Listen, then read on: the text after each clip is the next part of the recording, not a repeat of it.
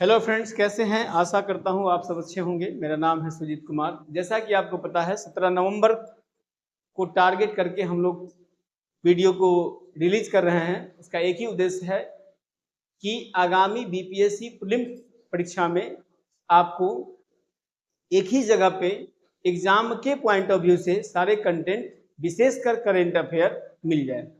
इसी सीरीज के अगले कड़ी में हम लोग आज का जो मेरा टॉपिक है वो है राष्ट्रीय खेल पुरस्कार। ठीक है, इससे 3-4 क्वेश्चन आपके बीपीएससी में 100% रहता है, इसमें कहीं कोई शक नहीं है। तो राष्ट्रीय खेल पुरस्कार के संदर्भ में हम लोग बात करेंगे। दूसरा, इसमें कौन कौन सा खेल पुरस्कार है जो आपके लिए इंपॉर्टेंट है वो ध्यान रखना है। एक है मेजर ध्यानचंद खेल रत्न पुरस्कार, जो पहले राजीव गांधी खेल रत्न पुरस्कार था, उसका नाम बदल के मेजर ध्यानचंद कर दिया गया। इसके बाद अर्जुन पुरस्कार, इसके बाद द्रोणाचार्य पुरस्कार, इसके बाद लाइफ टाइम अचीवमेंट के लिए ध्यानचंद पुरस्कार, ठीक है। इसके बाद राष्ट्रीय खेल प्रोत्साहन पुरस्कार और इसके बाद मौलाना अबुल कलाम आजाद ट्रॉफी। ठीक है, इन सभी खेलों के बारे में चर्चा करेंगे। इस बार का अवार्ड किसको मिला है उसकी चर्चा करेंगे। इन खेल का ये जो पुरस्कार है इसकी बेसिक को भी जानने का प्रयास करेंगे कि क्या उद्देश्य होता है। ठीक है। दूसरा बात, इसको आप लोग जरूर नोट करते चले जाइएगा, बिना नोट किए कोई उपाय नहीं है। जैसा कि आपको पता है 9 जनवरी 2024 को राष्ट्रपति भवन में आयोजित एक कार्यक्रम में राष्ट्रपति द्रौपदी मुर्मू के द्वारा राष्ट्रीय खेल पुरस्कार 2023 से सम्मानित किया गया। कब? 9 जनवरी 2024 को। 2023 के लिए, फिर 2024 के लिए जो पुरस्कार है वो आने वाले 2025 में, जनवरी 25 में होगा। तो आपके एग्जाम के लिए यही आपका इंफॉर्मेशन बेस्ड होगा, राइट। तो नेशनल स्पोर्ट्स अवार्ड जो है प्रेसिडेंट मुर्मू ने 9 जनवरी 2024 को डोनेट किया। देखते हैं हम लोग किस श्रेणी में कितने पुरस्कार दिए गए हैं। राष्ट्रीय खेल पुरस्कार 2023 में जो विजेता है वो खेल रत्न दिया गया है 2 व्यक्ति को, 2 खिलाड़ी को। यहां से भी प्रश्न पूछता है एग्जाम में, ठीक है। अर्जुन पुरस्कार दिया गया है 26 खिलाड़ियों को। द्रोणाचार्य पुरस्कार नियमित श्रेणी में, याद रखिए नियमित और लाइफ टाइम श्रेणी दोनों में कंफ्यूजन होता है। तो नियमित श्रेणी में द्रोणाचार्य पुरस्कार 5 को कोच को दिया गया है। द्रोणाचार्य कोच थे, आपको मालूम होगा, है ना। और इसके बाद द्रोणाचार्य पुरस्कार लाइफ टाइम श्रेणी में 3 को कोच को दिया गया है और ध्यानचंद पुरस्कार दिया गया है 3 खिलाड़ी को दिया गया है। तो ये ध्यान रखेंगे आप। राष्ट्रीय खेल पुरस्कार 2023 का ये बायोडेटा है, ठीक है। इसके बाद चलते हैं आगे, बारी बारी से देखते हैं प्रमुख बिंदु क्या है इस पूरे पुरस्कार का। युवा कार्यक्रम और खेल मंत्रालय द्वारा 20 दिसंबर 2023 को राष्ट्रीय खेल पुरस्कार विजेताओं की घोषणा की गई। कब? 20 दिसंबर 2023 को। किसके द्वारा? युवा कार्यक्रम एवं खेल मंत्रालय के द्वारा। कोई डाउट? आगे बढ़ते हैं। मेजर ध्यानचंद खेल रत्न पुरस्कार 2023 चिराग चंद्रशेखर शेट्टी जो बैडमिंटन के खिलाड़ी हैं और रंकी रेड्डी सात्विक साईराज नाम है इनका, बैडमिंटन के ही खिलाड़ी हैं, इनको भी ये पुरस्कार दिया गया है। मेजर ध्यानचंद खेल रत्न पुरस्कार मैंने बताया 2 लोगों को मिला है, अभी हमने वो चीज है। खेल और खेलों में उत्कृष्ट प्रदर्शन के लिए 26 खिलाड़ी को अर्जुन पुरस्कार, जैसा कि हम लोगों ने अभी चर्चा किया है। इस वर्ष पुरस्कारों के लिए बड़ी संख्या में आवेदन आए थे, है ना, जिन पर सेवानिवृत्त न्यायमूर्ति A.M. खानविलकर की अध्यक्षता में एक कमेटी चयन समिति का गठन किया गया था। इन पुरस्कारों का निर्धारण करने में A.M. खानविलकर कमेटी की मुख्य भूमिका थी, राइट। आगे बढ़ते हैं हम लोग, अब बारी बारी से आते हैं। मेजर ध्यानचंद खेल रत्न पुरस्कार, जैसा कि मैंने अभी आपको चर्चा किया, 2 व्यक्ति हैं, दोनों किसके खिलाड़ी हैं? बैडमिंटन के हैं। ध्यान रखना है क्या? दोनों बैडमिंटन के खिलाड़ी हैं। एक है चिराग चंद्रशेखर शेट्टी, बैडमिंटन खिलाड़ी हैं, और दूसरा श्री रंकी रेड्डी सात्विक साईराज, ये सब साउथ इंडियन हैं, ठीक है। तो इसलिए ये बैडमिंटन के खिलाड़ी हैं। पूछता है कि मेजर ध्यानचंद खेल रत्न पुरस्कार चिराग चंद्रशेखर शेट्टी को किस खेल के लिए दिया गया है। बात समझ में आ रहा है ना, खेल भी पूछ सकता है और ये भी पूछ सकता है किसको दिया गया है। समझ रहे बात, इसको ध्यान रखना है आपको। राइट, आगे बढ़ते हैं।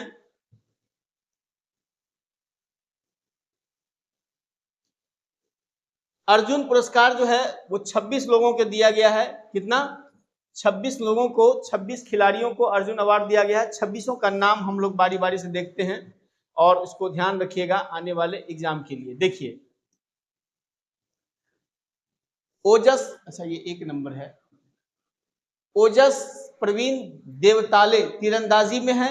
सुश्री अदिति गोपीचंद स्वामी तीरंदाजी में है। श्री शंकर एम, श्री शंकर एम व्यायाम में है। सुश्री पारुल चौधरी भी एक्सरसाइज यानी व्यायाम में है। श्री मोहम्मद हुसामुद्दीन मुक्केबाजी में है। सुश्री आर वैशाली शतरंज में है। श्री मोहम्मद शमी का नाम आप लोग सुने होंगे, काफी प्रचलित नाम है। ये क्वेश्चन एग्जाम में पूछने की संभावना बन जाती है। मोहम्मद शमी को है ना खेल में योगदान के लिए, क्रिकेट में योगदान के लिए कौन सा पुरस्कार दिया गया है? समझ में आ रहा है ना, तो ध्यान रखिएगा। मोहम्मद शमी क्रिकेट में, ठीक है, ये आपको इंपॉर्टेंट हो जाएगा, ध्यान रखेंगे, है ना। ये भी इंपॉर्टेंट इसलिए होगा क्योंकि ध्यानचंद पुरस्कार जो है शतरंज खिलाड़ी को ही दिया गया है, तो इसको भी ध्यान रखिएगा। इसके बाद अनुष अग्रवाल घुड़सवार में है। इसके बाद दिव्य कीर्ति सिंह घुड़सवारी ड्रेसेज में है। राइट, आगे बढ़ते हैं। दीपा डागर गोल्फ में है। कृष्ण बहादुर पाठक हॉकी में। पुखराम वन सुनीला शानू ये नॉर्थ ईस्ट की हैं, है ना, इनको भी हॉकी में दिया गया है। पवन कुमार को कबड्डी में, रितु नेगी को कबड्डी में, नसरीन को खो खो में, खो खो बिहार की लड़की है, ये हमने बिहार स्पेशल में भी पढ़ाया हुआ है, तो ये भी आपके एग्जाम के लिए महत्वपूर्ण है, ध्यान रखेंगे। ठीक है, सुश्री पिंकी लॉन बॉल्स के लिए है। ऐश्वर्य प्रताप सिंह तोमर शूटिंग में है। ईशा सिंह को भी शूटिंग में दिया गया है अर्जुन पुरस्कार। राइट, आगे बढ़ते हैं। हरिंदर पाल सिंह संधू स्क्वाश खेल है ये, है ना, उसमें दिया गया है। इसके बाद अहिका मुखर्जी टेबल टेनिस में है। सुनील कुमार को कुश्ती में, सुनील कुमार प्रचलित नाम है, आपको पता होगा, ये भी एग्जाम के पॉइंट ऑफ व्यू से इंपॉर्टेंट होगा, ध्यान में रखेंगे आप। ठीक है, अंकित को भी कुश्ती में मिला है। नाउरेम रोशिबीना देवी वुशु में दिया गया है इनको। शीतल देवी पैरा तीरंदाजी में दिया गया है ना। झलूरी अजय कुमार रेड्डी ब्लाइंड क्रिकेट में दिया गया है। ब्लाइंड मतलब अंधे लोगों का जो खेल होता है उसमें, क्रिकेट में। और प्राची यादव पैरा कैनोइंग में दिया गया है। ये नाम है, आप लोग कुछ नाम ऐसे हैं जो इंपॉर्टेंट है एग्जाम के लिए, बार बार देखते रहिएगा, है ना, तो भूलिएगा नहीं। और जैसे ऑप्शन आएगा ना दिमाग में तुरंत क्लिक कर जाएगा, इतना रटना किसी के बस से बाहर की बात है। ठीक है, खाली उसको ग्रिप बना के रखा जाता है, कमांड बना के रखा जाता है। आगे बढ़ते हैं हम लोग। देखिए, उत्कृष्ट प्रशिक्षकों के लिए द्रोणाचार्य अवार्ड, द्रोणाचार्य अवार्ड किसमें है? नियमित श्रेणी में है। ठीक है, किसको दिया गया है? ललित कुमार कुश्ती के कोच हैं, है ना। आरबी रमेश शतरंज के कोच हैं। महावीर प्रसाद सैनी पैरा एथलेटिक्स के कोच हैं। शिवेंद्र सिंह हॉकी के कोच हैं। और श्री गणेश प्रभाकर देवरुखकर मलखंब के कोच है। ये सब खेल है ना, इन सभी के कोच है। द्रोणाचार्य अवार्ड हमेशा कोच को ही। अब हम लोग चलते हैं द्रोणाचार्य पुरस्कार 2000 आजीवन श्रेणी में, है ना, आजीवन श्रेणी में द्रोणाचार्य पुरस्कार जो है किन्हें दिया गया है?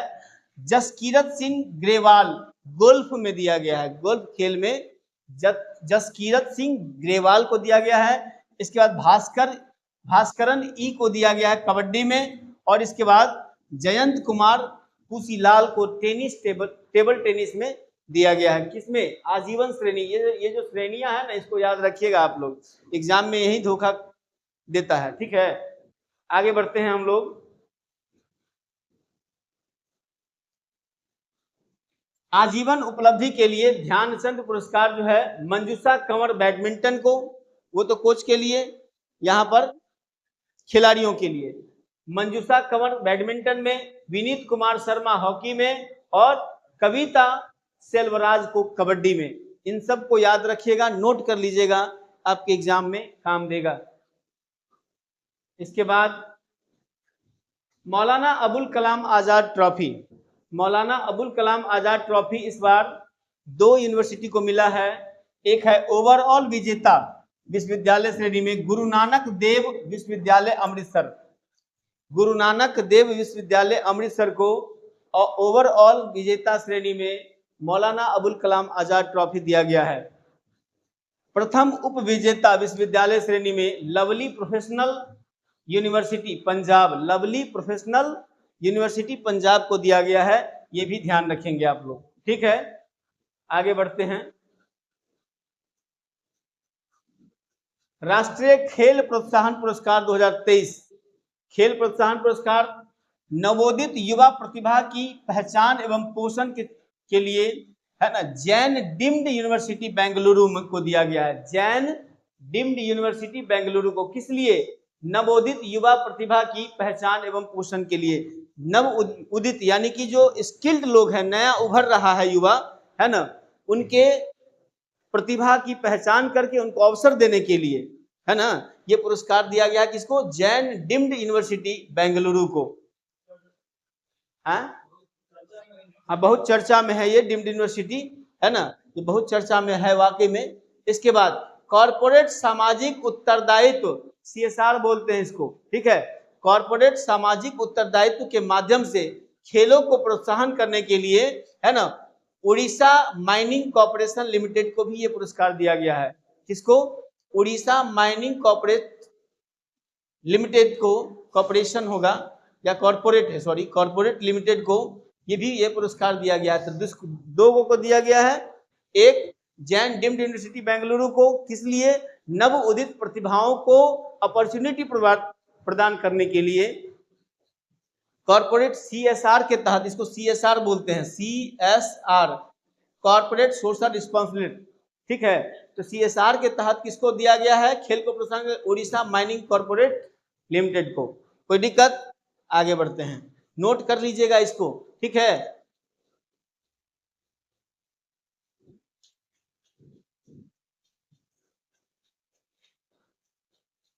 इसके बाद राष्ट्रीय खेल पुरस्कार से संबंधित कुछ जानकारी को हम लोग देखते हैं। जितने खेल पुरस्कार हम लोगों ने चर्चा किया है ना, उन पुरस्कारों की विशेषता क्या क्या है ना, उसमें कितना रुपया दिया जाता है, कब इसकी स्थापना हुई है, उद्देश्य क्या है, इसके बारे में भी हम लोग जान लेते हैं, है ना।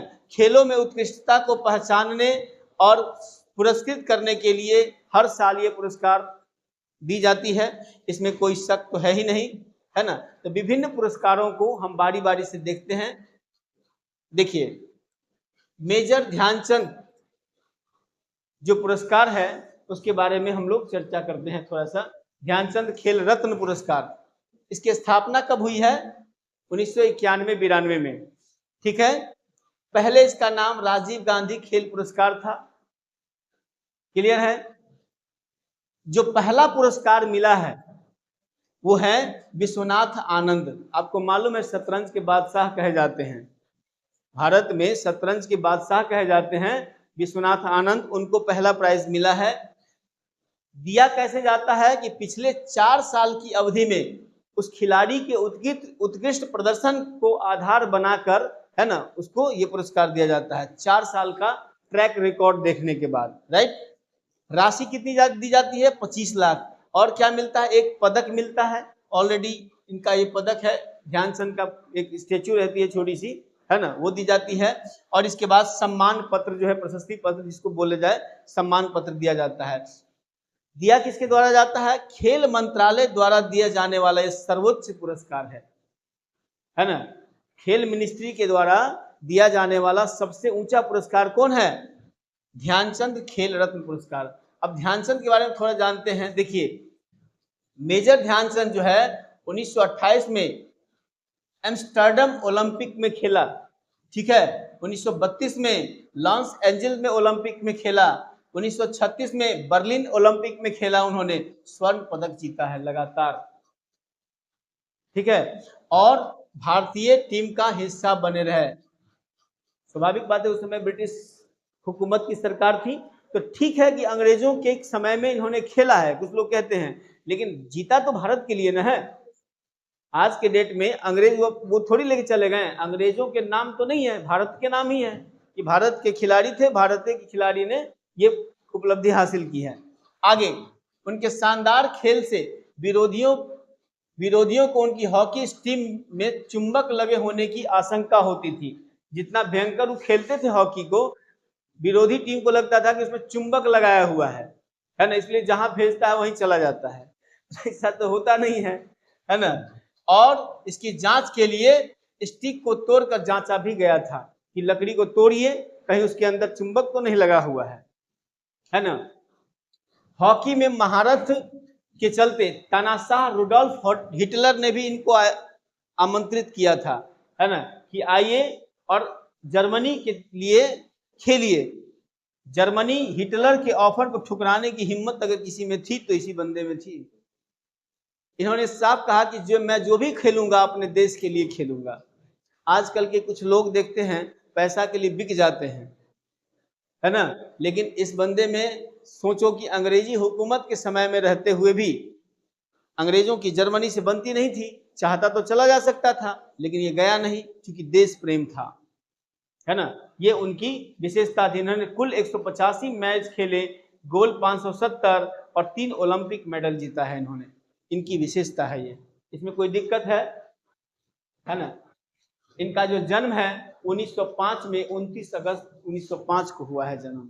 सोचिए जिस समय में बंगाल विभाजन हुआ था, है ना, बंगाल विभाजन 1905 में ना हुआ है, बिल्कुल। यहाँ कोई दिक्कत, इसको नोट कर लीजिएगा आप लोग बारी बारी से। चलिए, इसके बाद अर्जुन अवार्ड।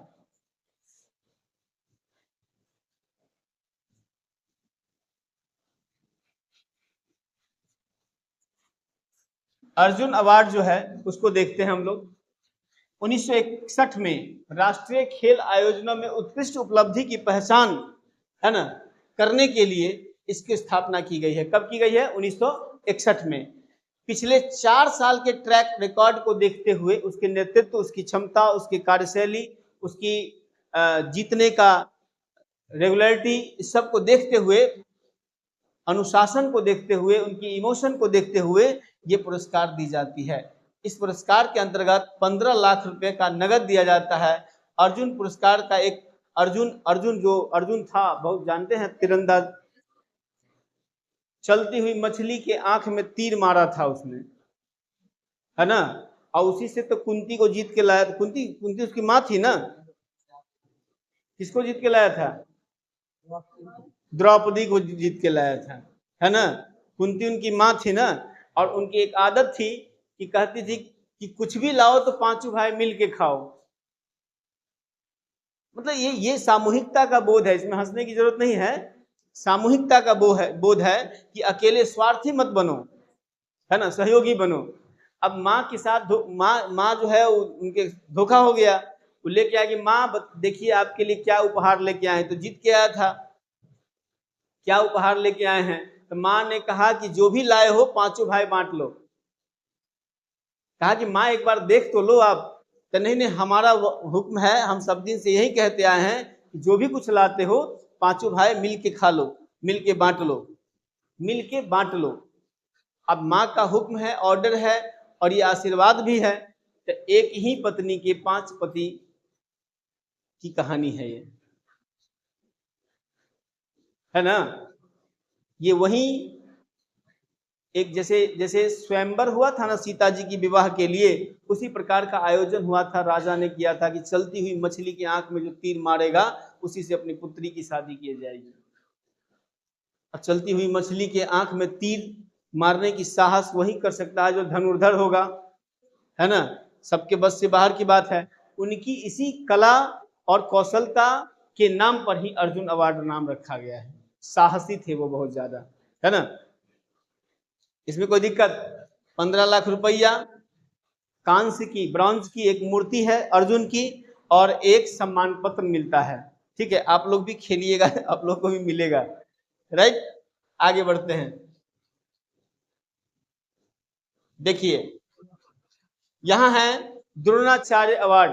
द्रोणाचार्य अवार्ड जो है आउटस्टैंडिंग कोच के लिए, कोच को मिलता है स्पोर्ट्स एंड गेम में आउटस्टैंडिंग वर्क के लिए दिया जाता है। यह वर्ष 1985 में भारत सरकार के खेल संबंधी प्रशिक्षण में उत्कृष्टता को मान्यता देने के लिए स्थापित किया गया है। ठीक है, कब स्थापित किया है? 1985 में। यह उत्कृष्ट और सराहनीय कार्य करने तथा खिलाड़ियों को अंतर्राष्ट्रीय आयोजनों में उत्कृष्ट प्रदर्शन करने में सक्षम बनाने के लिए प्रशिक्षकों को दिया जाता है। किसको दिया जाता है? प्रशिक्षकों को, ट्रेनर को दिया जाता है जो ट्रेनिंग देता है। ठीक है, इसके बाद जिसको कोच कहते हैं, इसमें 15 लाख रुपए का नगद राशि दी जाती है। इसके बाद द्रोणाचार्य की एक कांस्य की प्रतिमा, ब्रॉन्ज का एक स्टैचू दी जाती है छोटी सी, और एक सम्मान पत्र दी जाता है। इसे ध्यान रखना है। क्लियर है? आगे बढ़ते हैं। ध्यानचंद पुरस्कार। ध्यानचंद पुरस्कार मेजर ध्यानचंद के नाम पर दी जाती है, आपको अभी हमने बताया है। ये पुरस्कार 2002 में स्थापित किया गया है। वही है खिलाड़ियों के सम्मान करने के लिए, खिलाड़ियों को सम्मानित करने के लिए, उनके प्रदर्शन से खेलों में योगदान के लिए, है ना, और जो अपनी सेवानिवृत्ति के बाद भी, सेवानिवृत्ति के बाद यानी रिटायरमेंट के बाद भी खेल आयोजनों को बढ़ावा देने में अपनी योगदान जारी रखते हैं, उनको ध्यानचंद पुरस्कार दी जाती है। ठीक है, इसके अंतर्गत ध्यानचंद की एक प्रतिमा दी जाती है, 10 लाख रुपए का नगद और एक प्रशस्ति पत्र यानी प्रमाण पत्र दी जाती है, और ना, और समारोहित पोशाक भी इसमें शामिल किया जाता है। ठीक, उनका जो पोशाक हुआ करता था वही की बात हो रही है। मौलाना अबुल कलाम आजाद ट्रॉफी, देखिए यही ट्रॉफी है, यही दी जाती है उनको, है ना। मौलाना अबुल कलाम आजाद ट्रॉफी में स्थापना कब की गई है इसकी?